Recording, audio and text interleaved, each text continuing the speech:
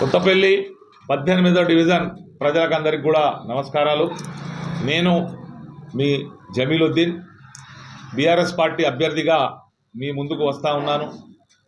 గత 20 సంవత్సరాల నుండి నేను కొత్తపల్లి ప్రాంత ప్రజలకు ఇక్కడ అభివృద్ధికి చేసిన సేవా కార్యక్రమాలన్నీ కూడా మీకు తెలిసి ఉన్నాయి. నన్ను ఎంపీటీసీగా గెలిపించినటువంటి వార్డు ప్రజలకు కావలసినటువంటి మౌలిక సదుపాయాల కల్పన, రోడ్ల నిర్మాణం అయితేనేమి, మురికి కాలువల నిర్మాణం అయితేనేమి, తాగునీటి సమస్య పరిష్కారం అయితేనేమి, ఇవన్నీ ఏ విధంగా చేసినో మీ దృష్టిలో ఉన్నాయి.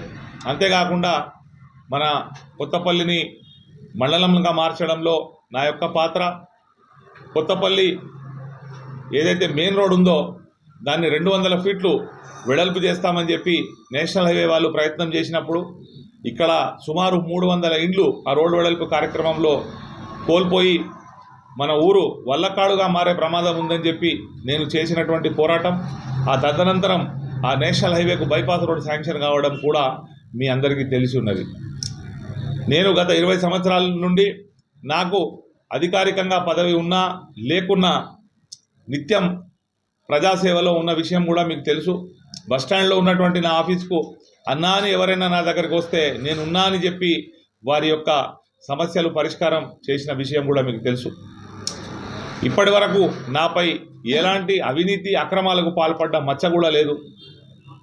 కాబట్టి భవిష్యత్తులో మీరందరూ కూడా నా యొక్క కారు గుర్తుపై ఓటు వేసి గెలిపించినట్టయితే ఈ 18వ డివిజన్లో ఉన్నటువంటి సమస్యలు అంటే చాలా వరకు ఒడెర కాలనీ కానీ, రాణిపురం కానీ, బీబీ దర్దవాడ కానీ, తూర్పువాడ కానీ ఇక్కడంతా కూడా మౌలిక సదుపాయాలు లేక ప్రజలు చాలా ఇబ్బంది పడుతున్నారు. అవన్నీ కూడా రోడ్లు, డ్రైనేజీలు అన్నీ కూడా తీర్చడానికి నేను ప్రయత్నం చేస్తా అని చెప్పి హామీ ఇస్తా ఉన్నా.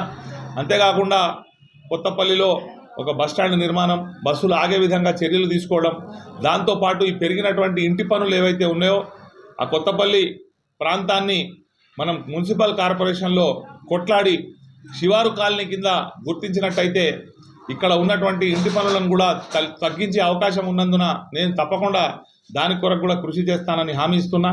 గత ఎన్నో సంవత్సరాలుగా మా దళిత సోదరులకు సంబంధించిన 272 సర్వే నంబర్లోని 72 ప్లాట్లకు సంబంధించిన సమస్య పరిష్కారం కొరకు కూడా నా వంతు కృషి చేస్తా అని చెప్పి నేను హామీ ఇచ్చిన. అంతేకాకుండా నన్ను గెలిపించినట్టయితే నేను రాబోయే 5 సంవత్సరాల్లో చేయబోయే పనులకు ఒక మేనిఫెస్టో రూపకంగా మీ ముందుకు తేవడం జరిగింది. దయచేసి ఆ మేనిఫెస్టో అంతా కూడా ప్రజలు క్షుణ్ణంగా చదవాలని చెప్పి, ఆ తర్వాత మీరు గెలిపించినట్టయితే నాకున్నటువంటి జ్ఞానంతో నేను తప్పకుండా మన గ్రామ అభివృద్ధికి, ఇక్కడ ప్రజల సంక్షేమానికి పాటుపడతానని చెప్పి మీ అందరికీ విజ్ఞప్తి చేస్తూ మరొక్కసారి కారు గుర్తుకు ఓటు వేయాలని చెప్పి మీ అందరికీ కోరుతా ఉన్నా. జై తెలంగాణ. నా యొక్క గుర్తు బ్యాలెట్లో 3వ నంబర్లో ఉంది, సీరియల్ నంబర్ 3. కారు గుర్తుపై రేపు 11వ తేదీ బుధవారం రోజు ఓట్లు వేసి అఖండ మెజారిటీతో గెలిపించాలని చెప్పి నేను కోరుతా ఉన్నా. ధన్యవాదాలు. అదంతా కూడా నేను ఒక మేనిఫెస్టోలో పెట్టడం జరిగింది. ఎక్కడైతే రోడ్లు, డ్రైనేజెస్ లేవో అవన్నీ కూడా చేస్తానని చెప్పి, అంతేకాకుండా ఇక్కడ ఏదైతే ఒంటెద్దు పోకడలకు పోకుండా సమిష్టి నిర్ణయాలు తీసుకునే విధంగా ఒక డివిజన్ డెవలప్మెంట్ కమిటీ, ఒక మహిళా అభివృద్ధి కమిటీ, ఒక యూత్ అభివృద్ధి కమిటీ ఏర్పాటు చేసి ఆ కమిటీల ఆధ్వర్యంలో ఈ 5 సంవత్సరాలు నేను డివిజన్ అభివృద్ధికి పాటుపడతా అని చెప్పి కూడా చెప్పడం జరిగింది.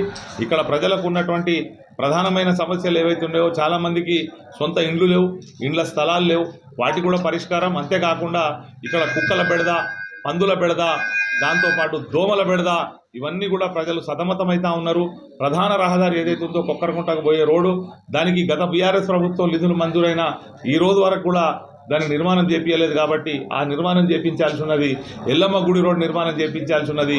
ఒడ్డెర కాలనీ, రాణిపూరు, తూర్పువాడ, ఇవన్నీ కూడా చాలా కాలనీలో ఇంకా పనులు పెండింగ్లో ఉన్నాయి. కాబట్టి ఆ పనులన్నీ కూడా చేపిస్తా అని చెప్పి ఈ సందర్భంగా నేను హామీ ఇస్తాను.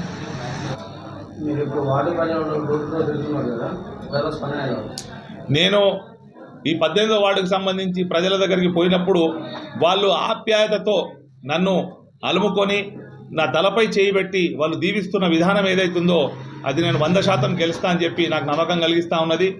ఎవరి దగ్గర నువ్వు నాకు పెన్షన్ చేయించి పెట్టినావు, నువ్వు నాకు రేషన్ కార్డు చేయించి పెట్టినావు అన్నా, నువ్వు మాకు నల్ల కనెక్షన్ ఇప్పించినావు, నువ్వు మాకు రోడ్ వేయించినావు, ఇక మా మోరి సమస్యను పరిష్కారం చేసినావు, మాకు ఎంఆర్ఓ ఆఫీస్లో సమస్య వచ్చినప్పుడు నువ్వు పరిష్కారం చేసినావు, మాకు పోలీస్ స్టేషన్లో సమస్య వచ్చినప్పుడు నువ్వు మాకు సహాయం చేసినావు అని చెప్పి వారే ముందుకు వచ్చి ఏదైతే గుర్తు చేసుకొని నాకు సపోర్ట్ చేస్తూ మాట్లాడుతున్నారో, నాకు మద్దతు తెలుపుతున్నారో, నేను ఆ దేవునికి ముందు కృతజ్ఞతలు తెలుపుతా ఉన్నా.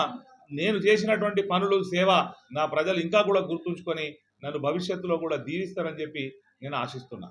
Hi, this is Neha Shetty. Please subscribe to GK News. Hi everybody, subscribe to GK News.